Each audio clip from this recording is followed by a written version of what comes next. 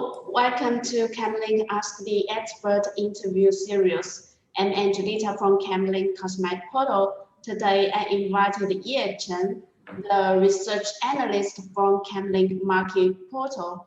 We will mainly talk about the Chinese cosmetic market in the first half of 2021. Hi, Ye. Thanks for taking your time for the interview. Hi, Angelita. I'm glad to be here to share my viewpoints on the Chinese cosmetic market. Could you talk about the general situation of the Chinese cosmetic market in the first half of 2021? Definitely. We can see some data first.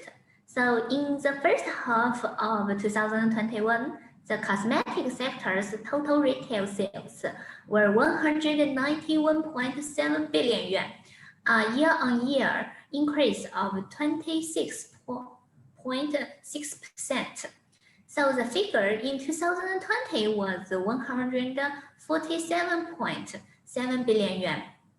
We can see from this group of data that COVID-19 affected last year's retail sales, but this year the market rebounded.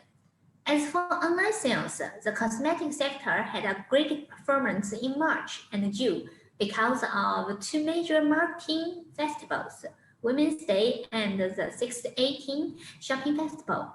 So in the rest 4 months, the growth rate of online GMV keeps steady.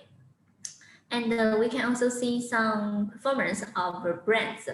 They showed different performance in 2021 H1. So among domestic brands, Florisis ranked the first for 6 consecutive months.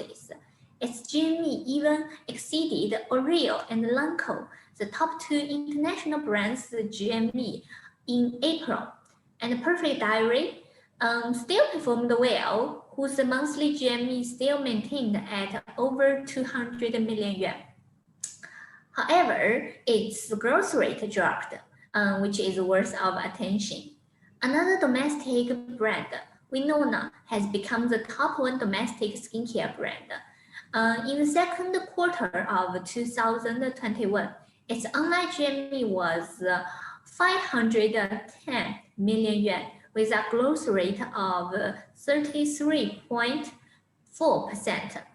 Winona's GMV ranked the 10th in the skincare sector, accounting for 1.8% of the entire skincare product sales. Other domestic functional skincare brands such as Kundi, Dr. Yu are also worthy of attention. We can also look international brands, Oreo, Estée Lauder, and Lancome. These 3 brands still dominated the market. Although being exceeded by Florisis in April, their online GMV rebounded quickly in June by taking advantage of the 618 Shopping Festival. So we can get the conclusion here. The Chinese cosmetic market has recovered from the pandemic. Big international cosmetic brands still dominated the market, but emerging domestic brands are catching up. So like you mentioned, the Chinese cosmetic market has recovered from the pandemic, but are there any noteworthy impacts of the pandemic on the Chinese cosmetic market in 2021?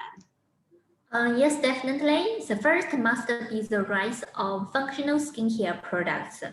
Functional skincare, also known as active skincare, it refers to pharmacological skincare products that target skin problems such as acne and sensitive skin, and they usually contain pharmaceutical ingredients. So last year, in 2020, due to skincare problems caused by wearing facial masks during the pandemic, many survey reports found that consumers now are paying more attention to health and safety when buying skincare products. They trust dermatologists and authoritative experts more. This change directly contributed to the rise of many functional skincare brands.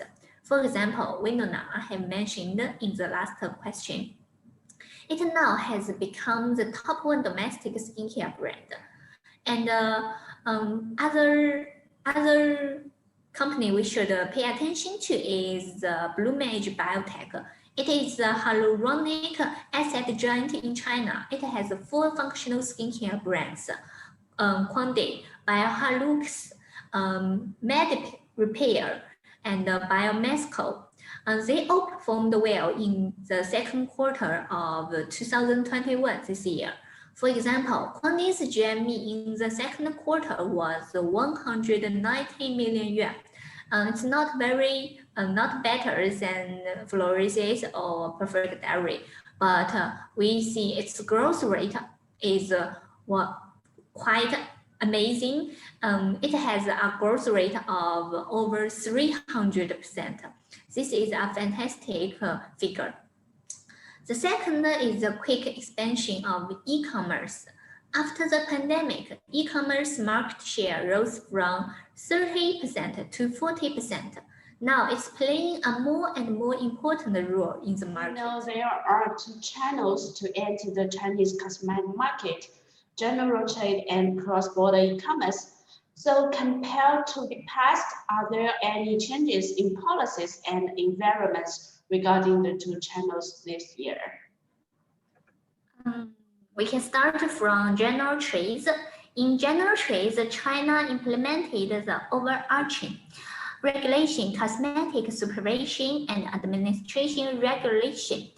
We call it CSAR on January 1st, 2021. So it's the first day of this year. And the new cosmetic registration and notification system has been implemented on May 1st, 2021. So from that day, cosmetic companies need to complete product registration and notification based on the latest regulations.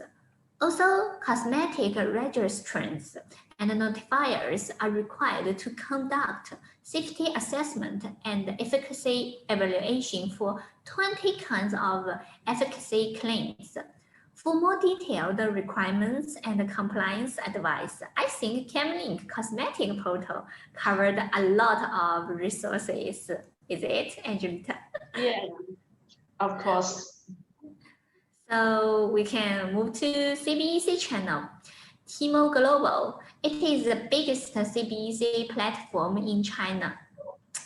Regulates that CBEC imported cosmetics released on that platform should comply with the requirements of prohibited and restricted ingredients under the Safety and Technical Standards for Cosmetics 2015 version, which is required for cosmetics of general trade.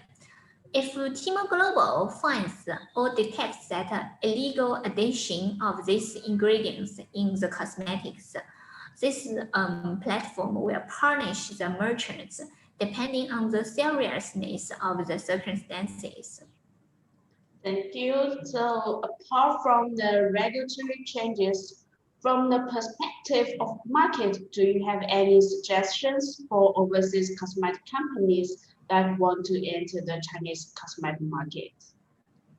Yes, I'd like to talk about popular categories first. So we all know that the skincare and makeup sectors, these are two major sectors. They still account for most market shares in the Chinese market. However, personal care products and fragrance are gaining more attention this year, especially niche fragrances, including fragrance, shower gel, and anti-hair loss shampoo. So some subcategories such as smear masks are also worthy of attention. I have saw quite a few brands have started to develop products in these subcategories, and they are doing great, to be honest. As for marketing, brand self-run live streaming is definitely a good choice, which is now actively promoted by Douyin and Taobao live streaming.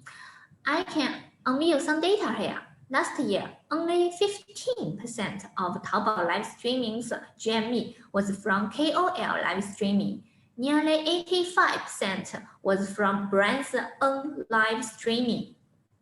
We all know that top live streamers such as Via and Austin Lee were amazing. In fact, all of them, including other KOL live streamers, they only accounted for 50%. The rest are generated by brands' self-run live streaming. So it's quite a thing that brands should pay attention. Douyin and Kuaishou, they are two main short video platforms in China. Now they are actively developing their e-commerce business. So I suggest they can be good choice for brands, especially small brands. And you can see also some big domestic cosmetic brands have already joined the party, such as Winona and Perfect Diary. They opened their official stores on these two platforms. And also Oreo, this international big brand also opened its store on Douyin. I think it will be a trend for beauty brands to open their official stores on these two platforms. Okay, so for the consumer groups, do you have any suggestions?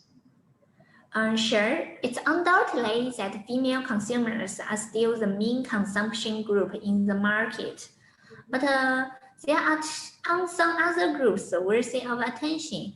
I would like to take two examples today. First, I wanted to talk about the skin intellectuals. This group of consumers, they like research cosmetics ingredients, and they make their buying decision based on their own knowledge about cosmetics and their ingredients. This group is one of the reasons contributing to the rise of functional skincare. We know China now has tens of millions of skin intellectuals. The annual growth rate of this group's beauty consumption is over 100%, much higher than the average group. And most of them are female consumers under 30. They usually have a high education background and live in high-tier cities. The consumption power is very high. And they also have these characteristics when buying cosmetics. They would pay attention to efficacy when buying cosmetics, especially pay attention to efficacies like anti-allergy and sun protection. And they also prefer plant-based ingredients, plant-based products, and niche special ingredients. And they prefer functional skincare, focus on products, ingredients, and scientific background. And another group I would like to talk about is students. Sometimes we know that students, because they are not financially independent, we assume that they don't have high consumption power. Actually, this is not a very right opinion, because now in China, all students are backed by their parents, and actually they have good consumption power. And the annual growth rate of this group's beauty consumption is over 40. Most of them are teenagers living in lower tier cities, and 45% of them are Generation Z. And they also have some consumption characteristics. Although they love fashion and they prefer cost-effective, fast fashion products. And one thing is very important. They love to share information online, and they are easy to be affected by other recommendations, which means if one product is accepted, welcomed by this group, you can get a lot of self-recommendation among this group.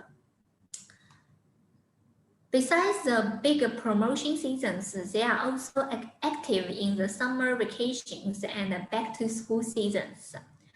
And also students, their preference for domestic products increased significantly in 2020 last year and also the first half of 2021. So they are one important factor fueling domestic brands' quick rise. Okay. Thank you. Yeah, thank you very much for your insights. I think your suggestion would be very helpful for the overseas cosmetic companies. So that's all for my questions. Thank you for being here today. Yeah, I'm glad to be here. Thank you. Thank you. Bye.